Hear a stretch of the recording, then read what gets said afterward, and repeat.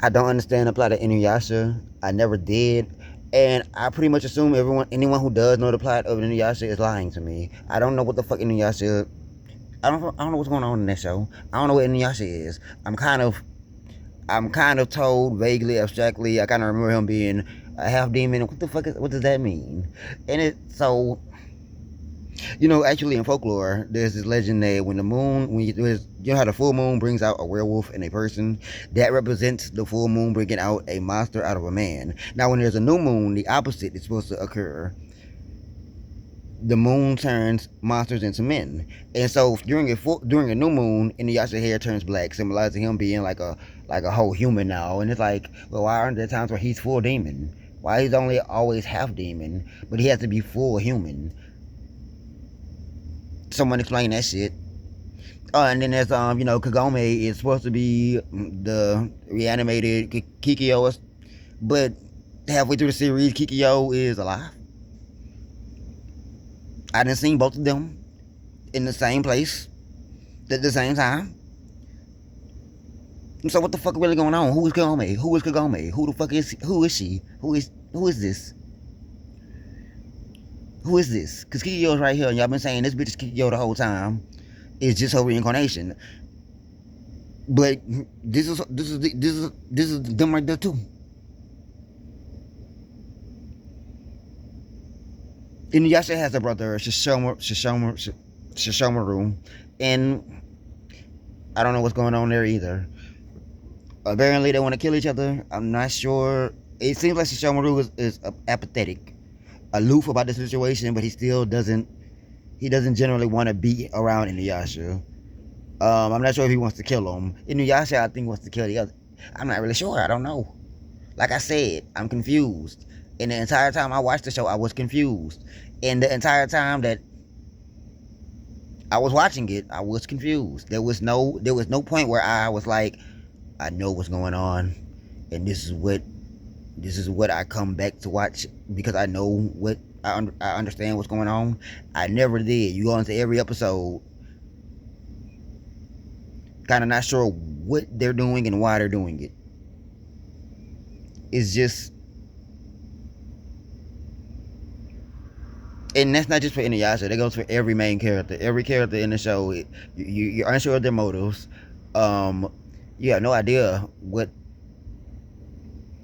they're there for. I mean, it seems like Inuyasha just kind of teams up with random niggas that he meets. Like, we have a bitch with a boomerang. We have a nigga with a hole in his hand that sucks shit up. The only common element in all of their lives is that Naroku, who I don't know his motivations. I don't know what the fuck he's doing evil shit for. He seems to just be evil for the sake of being evil, and that's pretty fucking evil. I mean, most evil people would probably be like, well, I have a reason I'm evil. This nigga is just doing it for the fuck of it, it seems like. And it's like, damn, that's kind of fucked up. Like, if you that fucked up, that's the point where you gotta tell people you fucked up when they first encounter you. You meet them, you're like, hi, I'm so and so, and I am required by law to tell you and let you know that under section article, I am a fucked up individual, and I have to preemptively tell you this so that when I do things because I'm a fucked up individual to you, you cannot hold me a liability. I cannot be culpable for that. You know that I'm a fucked up person. I have informed you verbally, and your verbal agreement will be our waiver on you accepting our terms and services. And you have to sit there and be like, oh, well, at least you gave me the option to know you're a fucked up person. I didn't have to find out. And yeah, that's why I'm required by law to tell you, um, to tell you this before you invest time in getting to know me. And you can be like yes or no, and I'm pretty sure a majority would be like, nah, I'm not interested because you that fucked up. And it's like some people will be like, yeah, because guess what? I am also a fucked up individual, and I am required by law to. I don't know. They have to like choose obligatorily to be involved in that. Well, you can't really be around other people that are as fucked up individuals. It's part of the law. Once you're registered as a fucked up individual, you cannot be around other fucked up individuals, or you become more of a fucked up individual. Would you get charged with being more of a fucked up individual? You don't even have to be more of a fucked up individual. You just can't be around other fucked up individuals. So yeah, Naruto is fucked up. Naruto would definitely like him and Envy would hang out. Like Envy is a fucked up bitch. You see Envy, you say, oh, they got an evil little bitch, and you leave. You don't want to be involved in the evil shit that Envy got going on, because it's not just that he has the homunculi with him. They're not that bad. I mean, the homunculi are fucked up, but they're fucked up to the point where they see Envy and they go, damn, that's Envy, an evil little bitch, and they don't really associate with him due to the evilness. And Envy, and honestly, that's a fight. As you can see, Envy fights every protagonist in the series. This shows you that the fight against Envy, is not one that takes place externally. It's not one that takes place on the surface. It's more of an intrinsic fight. Like your morals, you have to prevail over him on an inside level, because him fighting every protagonist shows that fighting him physically doesn't really matter. You have to beat him morally on a deeper level, and because he tests your values, he tests your resolve, he tests your. That's why he isn't killed. That's why he isn't killed directly. They stopped Mustang from killing him directly because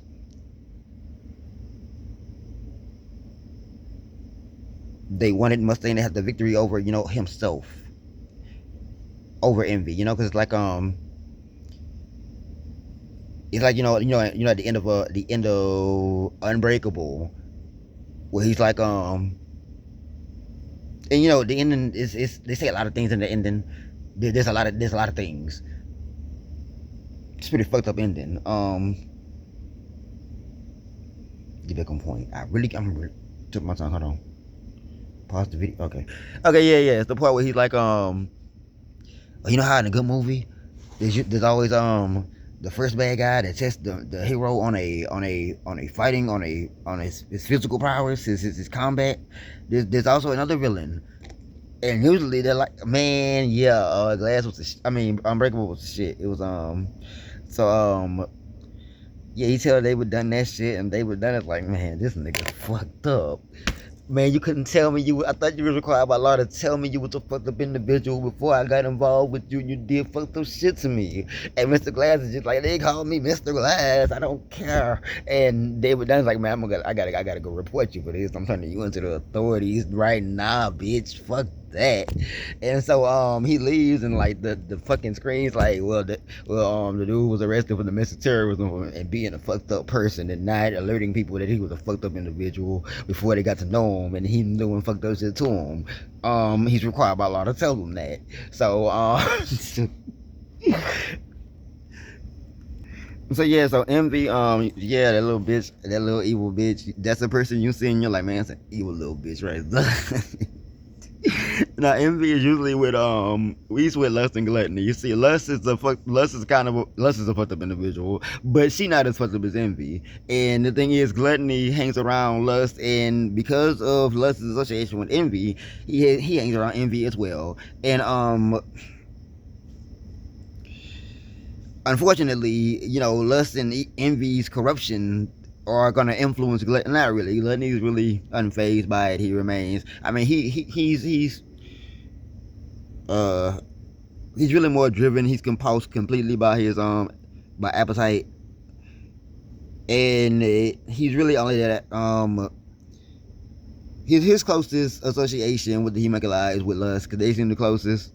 And Envy, because of his association with Lust and Gluttony, they seem the closest. They work together a lot, but Gluttony doesn't really interact with Envy because, as stated, Envy is a fucked up individual, and he has decided to say no on the waiver that Envy can be a fucked up individual in his life. So Envy can't interact with Gluttony legally.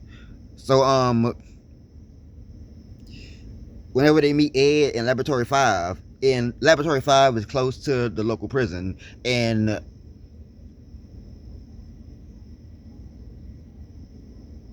the person overhearing this explosion in Laboratory 5, this crazy bitch right here, Kimberly, he's just in bed playing with his Philosopher's Stone, and he hears it, and the crazy little bitch doesn't. Oh, an explosion in Laboratory 5. How you know what the fuck the explosion was? You a crazy motherfucker. Hey, lock. lock his shit up again. Get him back in the solitary. We do not want Kimberly in here saying crazy shit. And now Kimberly's introduced that early in the story, but he isn't really introduced until later, whenever Envy has to pick him up from the mental institution that he is in. You see, Kimberly is a fucked up bitch. He is Kimberly has schizophrenia.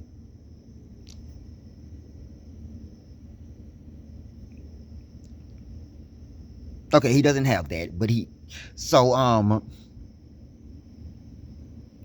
Envy is the one that picks Kimberly up, and Envy, the evil little bitch that he is, immediately tells Kimberly to do some evil shit. And now you see, Envy is comfortable enough to reveal his true self to Envy, him being Envy, because Envy can shapeshift.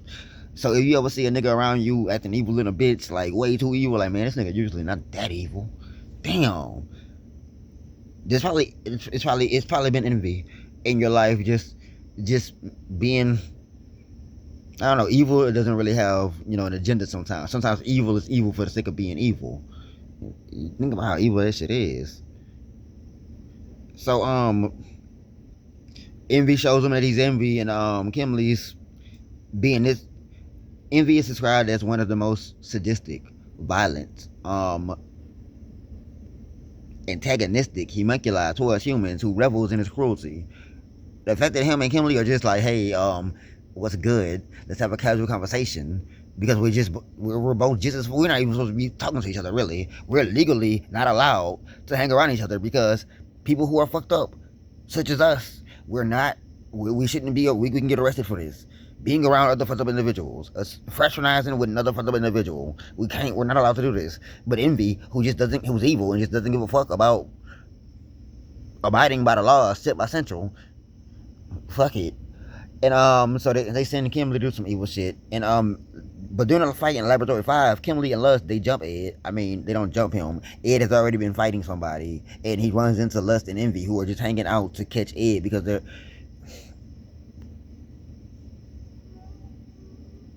I'm not really sure on that plot point. So Envy sneaks him, takes his body out, and gives it to Alphonse. Now Alphonse isn't aware that Envy is a fucked up individual, so Envy's back there to give him Ed's knocked out body, and he's like, "Hi, I'm Envy. I'm a fucked up individual. I'm required by law to tell you that I'm a fucked up individual, and you have to accept this waiver and agree to the terms and conditions of me being a fucked up individual in your life, so that I cannot be held liable for being a fucked up individual and you not being aware. You got the sign right here." And because Ed and Alphonse are potential sacrifices. You see, the sacrifices are what the homunculi are, I guess, designed. That's what their whole plot revolves around. Is trying to collect these people who have opened the gate of truth, by performing human transplantation. I wasn't supposed to be doing this. Why am I explaining the plot? This is not what. Yeah, you're right. I started off doing something different. Yeah, I don't remember what the fuck I said this shit for. I've lost the thread of this. So anyway, I talked to a person named Magenta, and this is real life. This is in real life. I'm also required by law to inform you that I'm a fucked up individual, and you have to agree to the terms and conditions of this waiver, so that I'm not just a fucked up individual and you suffer due to me being a fucked up individual and you're unaware of it. I'm talking about me, the person, in real life.